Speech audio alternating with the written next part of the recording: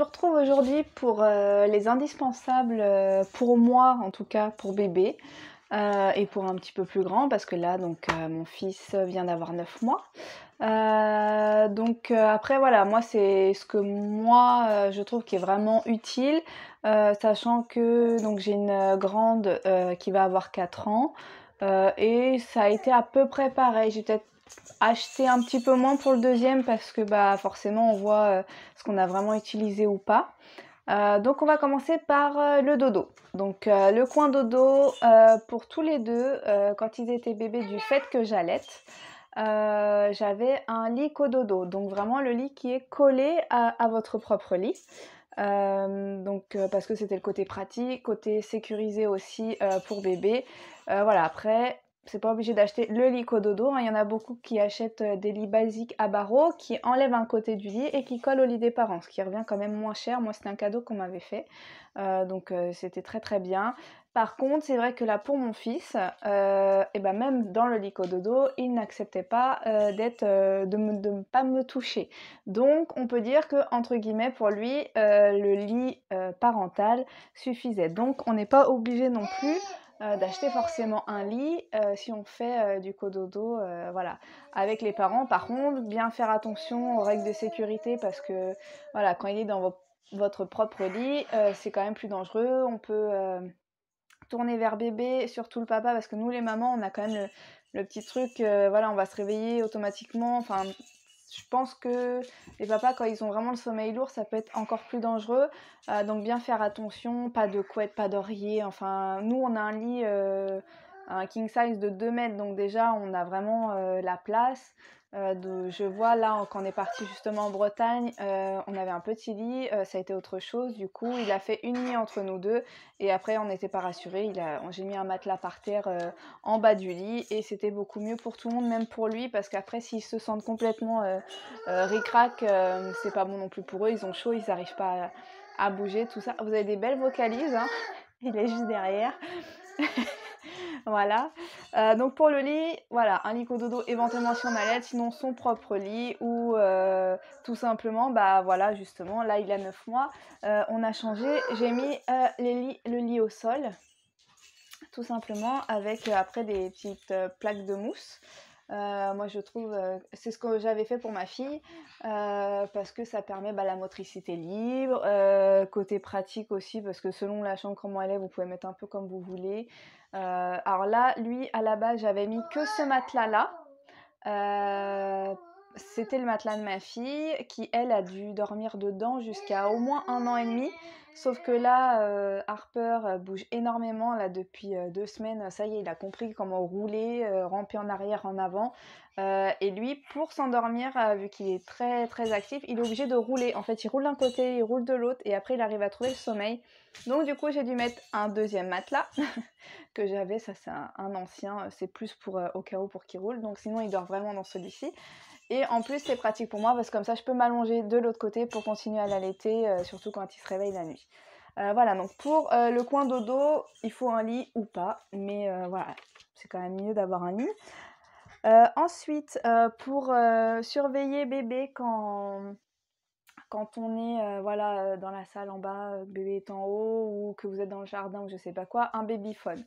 Ça c'est entre guillemets pratiquement je pense obligatoire. Sachant qu'il y a les babyphones vidéo, les babyphones juste à l'écoute. Je pense que si on a un petit appartement ou qu'on n'est pas stressé, un babyphone juste écoute, ça suffit. Personnellement, moi je suis quelqu'un de très stressé. Enfin, en tout cas, avec les enfants, moi j'ai toujours peur qu'il arrive quoi que ce soit. Par exemple, pour ma fille, on avait carrément le capteur qui se posait en dessous le matelas. Donc, elle était en lit cododo à côté de nous avec le capteur de battement de cœur en dessous. Donc, pour vous dire, voilà, après, si vous avez vu mes premières vidéos, on a eu. Voilà, ça a été très difficile pour nous. Voilà, on a eu des mauvais passages avant d'avoir nos petits bouts de chou. Donc je pense qu'on avait encore plus peur de les perdre. Voilà, que si tout s'était bien passé. Donc voilà, le stress, voilà, que d'une nuit à l'autre, il s'étouffe, voilà, la mort subite du nourrisson, tout ça, voilà. Donc le capteur là, pour Harper, on a failli le remettre. Finalement, il était un peu déréglé, donc on s'est dit on va pas se stresser encore plus. Donc on a réussi, enfin j'ai réussi à pas le remettre. Et bon, ça a été. Donc ça, après, c'est à voir selon, voilà, si on est stressé ou pas, sachant que plus il y a de choses, je pense qu'on peut stresser encore plus. Mais voilà, après chacun. Mais un babyphone, en tout cas, pour écouter quand même bébé quand on est loin, c'est quand même toujours mieux, moi je trouve. Après, voilà. Ensuite, pour nourrir, manger, bah, tout dépend déjà si vous allaitez ou pas. Si on allaite, l'indispensable, je dirais, c'est le coussin d'allaitement, vraiment le gros boudin là, parce que ça, c'est vraiment quand même pratique, surtout au début quand on sait pas bien se positionner. Bébé est tout léger, c'est tellement pratique. Donc je dirais vraiment le coussin d'allaitement. Après, vous avez toutes les choses qui tournent autour de l'allaitement. Ça, j'avais déjà fait une vidéo, donc je vous laisse regarder tout ça. Sinon, bah, vous avez rien besoin, hein, parce que la nourriture, c'est vous. Après, voilà, si vous donnez le biberon, bah, j'imagine bien qu'il faut des biberons, le lait, tout ça. Mais bon, moi, je suis pas pro là-dessus parce qu'il est en mixte actuellement. Tu sors du lit, là. Ah, ça bouge, ça bouge. Voilà, donc ça à voir. Après, au niveau du change, donc je vous ai fait une vidéo, je vous la mets tout de suite. Alors là, je vous retrouve au niveau de la table à langer pour tout ce qui est produit de change. Donc au niveau déjà des couches, hein, parce qu'on est obligé d'avoir des couches. Donc moi j'utilise soit les couches lavables, ou soit des couches bio. Alors j'ai essayé plein de marques différentes. Là, la dernière marque que j'ai essayé, c'est Caribou. Après j'ai essayé les Nati. Enfin j'ai essayé plusieurs marques, donc c'est assez bio et surtout voilà, la matière elle est moins plastifiée. J'ai pas vraiment de marque attitrée.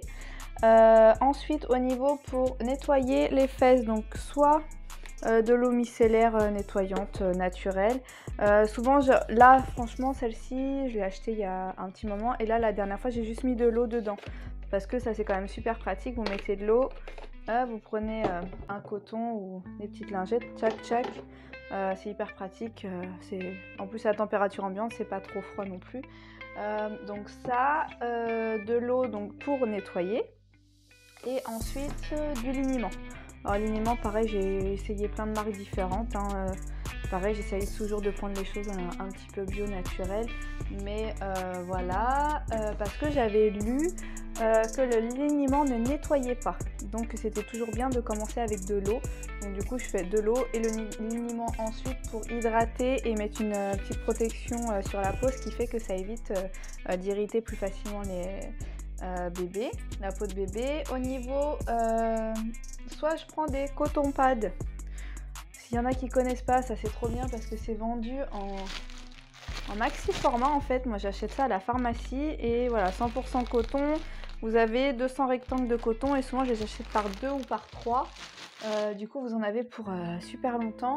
Ou alors moi j'utilise des cotons lavables. Donc ça c'est ceux que j'avais acheté. Et en fait la dernière fois en fait j'avais une vieille serviette et au lieu de l'acheter, je regarde vite fait le babyphone, mais tout va bien. Au lieu de jeter ma serviette, en fait, j'ai pris le coton pad, le coton à laver, et en fait, j'ai mis sur ma serviette, j'ai fait des ronds, et comme ça, en fait, je me suis fait des autres petits cotons lavables pour moi, donc de différentes tailles. C'est bien pratique.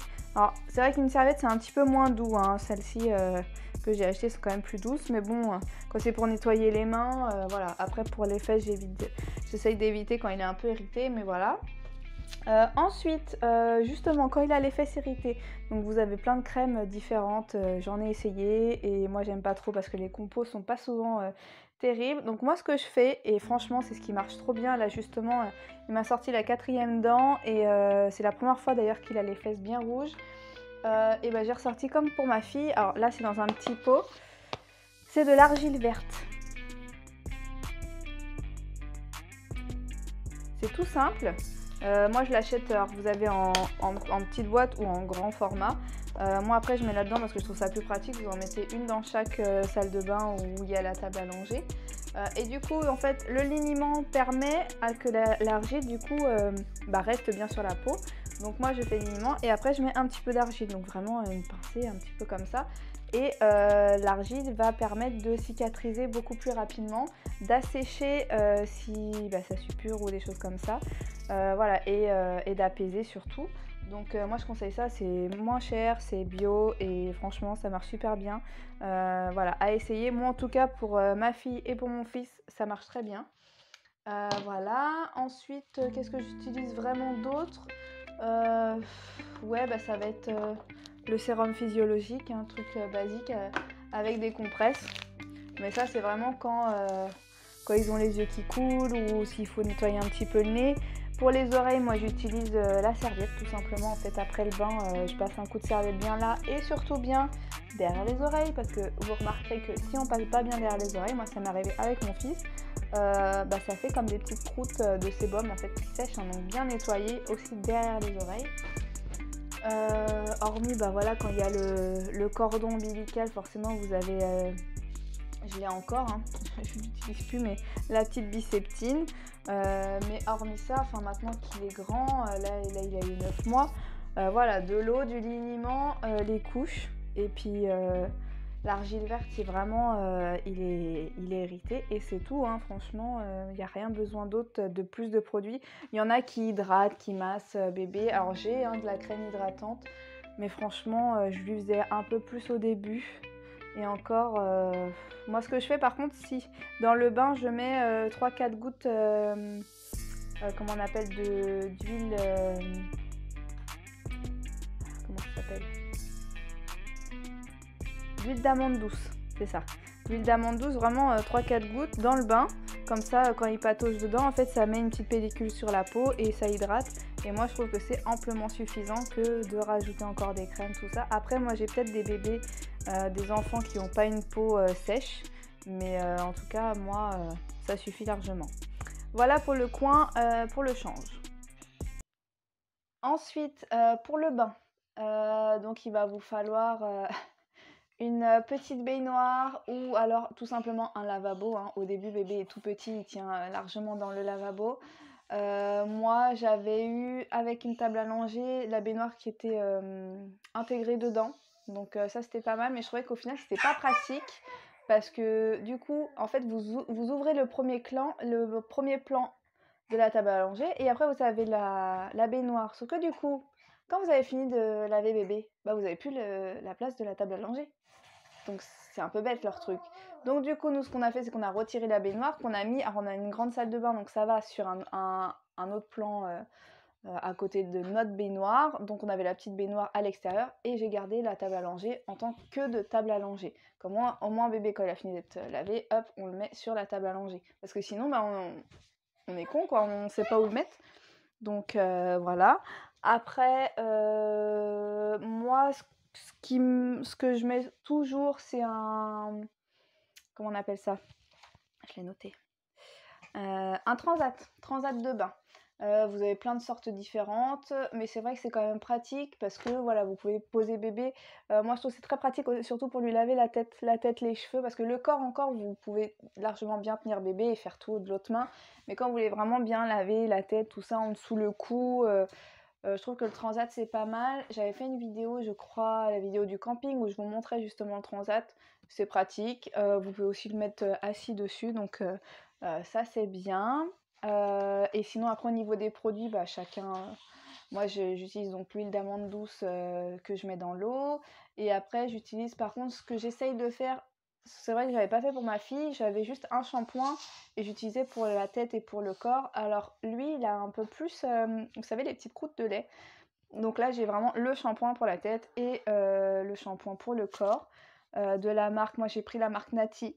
C'est vrai que j'aime bien cette marque, c'est celle que je prenais pour ma fille. Pareil, elle est zéro parabènes, machin, truc bio. Il n'y a pas d'odeur, rien. Donc après, tout dépend si on aime que son bébé ait l'odeur du bébé. Moi, j'essaye au maximum qu'il n'y ait pas de parfum, tout ça. Voilà, un thermomètre de bain. Ça peut être bien parce que à la maternité, ils vous font ça avec le coude. Moi, ça m'a jamais rassurée. Donc du coup, éventuellement un thermomètre de bain.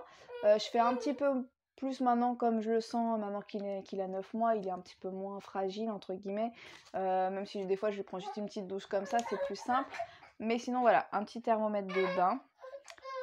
Ensuite, au niveau des sorties, donc qui dit sortie dit on s'habille. Donc vous allez demander en cadeau ou dans les listes de naissance des petits ensembles, des choses comme ça. Et puis les gens vont vous offrir des ensembles, ce qui est super mignon, hein, je suis complètement d'accord pour faire des photos et tout, c'est adorable, ça donne des bons souvenirs. Mais franchement, en achetez pas 30 000 quoi. Vous achetez allez, 3 ensembles pour du 1 à 3 mois, 3 ensembles pour 3 à 6 mois, ça suffit largement, sauf si vous adorez habiller votre bébé. Mais moi personnellement, ils étaient toujours en body et pyjama, que ce soit mon fils ou ma fille. Je trouve que déjà c'est là comme ça qu'ils sont mieux, ils sont le plus à l'aise, ça les serre pas, ça les tire pas. Ils ont les pieds qui sont bien enfermés dans le pyjama pour pas avoir froid aux pieds. Sinon il faut leur mettre des chaussettes, les chaussettes ça coupe toujours, ils sont toujours tout serrés. Les chaussons, alors moi j'ai jamais réussi à trouver des chaussons bien parce que à chaque fois il les enlevait, donc du coup il avait les chaussettes qui sont pas toujours très mignonnes. Donc voilà, moi c'était pyjama. Par contre, j'ai acheté des pyjamas un peu rigolos, un peu sympas. Je sais que pour ma fille, j'ai acheté les petits pyjamas avec une sorte de petit tutu en bas. Enfin, voilà, on avait l'impression un peu qu'elle était habillée, mais elle était en pyjama en fait, côté pratique et mignon. Et voilà, après, moi, les ensembles qu'on m'a offerts, ça a été vraiment les affaires que j'ai mis quand je sortais, que j'allais voir du monde. Ou... Après, bon, c'est vrai que nous, on est sortis moins avec le confinement, tout ça. On sort peut-être moins que pour ma fille. Je suis peut-être sortie un peu plus, donc je l'ai peut-être un peu plus habillée. Mais voilà, de toute façon, l'idéal, c'est body pyjama. C'est comme ça qu'ils sont mieux, ça c'est clair. Et gigoteuse pour quand ils font dodo. Voilà, c'est vraiment les choses principales. Et ensuite, donc pour sortir, forcément, il faut dans la voiture la sécurité, hein. Donc tout d'abord, vous avez les nacelles ou le cosy. Nous, on n'a acheté qu'un cosy. La nacelle, c'est vrai que moi, je dis nous, mais c'est moi, comme d'habitude, toujours un petit peu peur. Donc c'est vrai que moi, je ne sortais pratiquement pas les enfants avant 2 voire 3 mois. Voilà, pour les microbes, tout ça, les gens qui voulaient les voir, ils venaient à la maison de temps en temps, mais moi, j'évitais de les sortir tant qu'ils n'avaient pas leur vaccin. Donc après, ça, c'est comme tout le monde fait ses choix comme ils le ressentent. Donc nous, on a fait le choix d'avoir juste un cosy, ce qu'on a trouvé amplement suffisant. Il y a juste que le cosy, il faut faire attention si vous faites des grands trajets. Oui,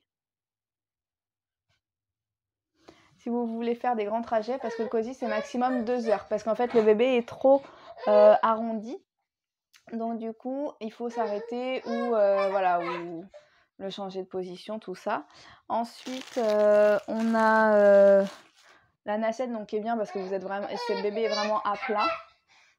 Il va pas me laisser finir. Pourtant, j'ai presque fini. Ensuite, le siège auto quand il évolue. Là, je vois, il va avoir 9 mois. Tourne de l'autre sens, chouchou. Dans l'autre sens, mon amour. Dans l'autre sens. Dans l'autre sens. Allez, hop, voilà. C'est bien. Bravo. Bravo. Donc là, il va avoir 9 mois et là, il en a marre du cosy. Il a trop chaud dedans. Donc du coup, là, au prochain trajet, là, tant qu'il y a des petits trajets, on lui met pas. Mais au prochain grand trajet, on lui mettra le siège auto. Alors pareil, le cosy, c'était à sa sœur. Le siège auto, c'est celui de sa sœur. Parce que là, c'est vrai que quand il est en voiture, déjà, moi, il a jamais aimé être en voiture. Harper, c'est pas du tout comme sa sœur voiture, elle dormait tout de suite. Lui, il aime pas du tout. Donc du coup, il faut qu'il voie la route. Donc je pense qu'avec le siège auto, déjà, ça sera plus simple. Donc ça, on verra. Ensuite, siège auto. Si vous voulez sortir, faire des courses, tout ça, ça va être... tout le monde pense à la poussette. Moi, je vais vous dire écharpe de portage. Je trouve que c'est tellement ce qu'il y a le plus simple. Vous pouvez aller partout, même s'il n'y a pas de place, c'est bien plus pratique. Vous embêtez personne avec votre poussette. Parce que déjà, quand vous allez en course, vous avez déjà le caddie plus le machin, tout ça. Donc, écharpe de portage ou porte-bébé, hein, selon... tant que c'est physiologique, essayez de privilégier les choses physiologiques. C'est quand même mieux pour les hanches de bébé, l'écartement des cuisses, tout ça. La poussette, C'est super bien parce qu'au moins vous tirez pas sur le dos, surtout quand bébé grandit. Moi là, Harper, donc il vient d'avoir 9 mois, l'écharpe de portage je peux plus. Alors après j'ai une écharpe de portage qui est extensible, donc il glisse, il commence à tomber. Donc soit je le mets dans le sling, donc de côté, ou soit j'ai un porte-bébé Manduka et maintenant je le mets un petit peu sur le dos. Je vous ferai une vidéo d'ailleurs sur les 3 portages moi que je fais. Mais voilà, après la poussette c'est très bien quand vous allez vous promener. Nous on a 2 poussettes, on a vraiment la petite poussette canne pratique qu'on met dans le coffre quand on sait qu'on va vraiment juste faire 3 courses. Ou alors on a une grosse poussette 3 roues parce qu'on aime bien aller se promener, se balader. Pour la Bretagne sur le sable, tout ça, ça passe partout.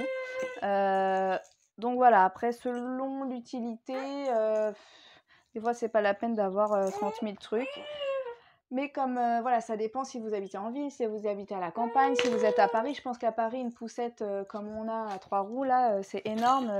C'est... Tu t'en vas? En fait, tu veux venir dire bonjour, c'est ça. Hop, voilà. Donc, voilà, après, je pense que c'est le principal. Si vous avez d'autres questions, si vous pensez à des choses que j'ai oubliées, voilà, après, enfin... Voilà, pour moi, c'est mes essentiels. Après, il y a toujours des petites choses qui se rajoutent. Après, ça dépend aussi du budget qu'on a, si on a envie de se faire plaisir. Après, vous avez tout ce qui est déco, tout ce qui est les jouets. Hein. Vous voyez, tous les jouets. Hein, Alors, il y en a beaucoup qui étaient à sa sœur. Et après, c'est les jouets qu'on nous a donnés ou qu'il a eu pour sa naissance. Voilà, en fait, moi, je pense qu'il faut surtout attendre la naissance, pas forcément... Alors, pour le premier, c'est vrai qu'on a toujours envie d'acheter beaucoup, que tout soit prêt, que tout soit, voilà, la chambre prête. On a toujours peur de manquer de quelque chose. Enfin, je pense, hein, moi, c'est vrai que pour ma fille, j'avais plus... bah là, la chambre, on vient juste de la finir. Hein, il a 9 mois, bon. On savait qu'il allait pas aller dans sa chambre tout de suite, mais que ma fille, elle avait déjà sa chambre alors qu'elle dormait pas dedans. Bon, après, là, j'ai voulu faire de la peinture, tout ça. Je vous ferai un petit tour de la chambre quand elle sera vraiment finie, parce que là, elle est presque finie. Il y a encore les rideaux à mettre, des petits trucs, enfin bref. On va pas s'étaler là-dessus. Donc voilà, après, c'est chacun fait comme il le sent. Mais voilà, c'est ce que j'allais dire. Vaut mieux attendre la naissance, voir tout ce que les gens nous offrent. Et après, voilà, racheter, faire vraiment des petites courses. Et puis... de toute façon, on peut toujours acheter, hein, c'est tellement simple d'acheter maintenant.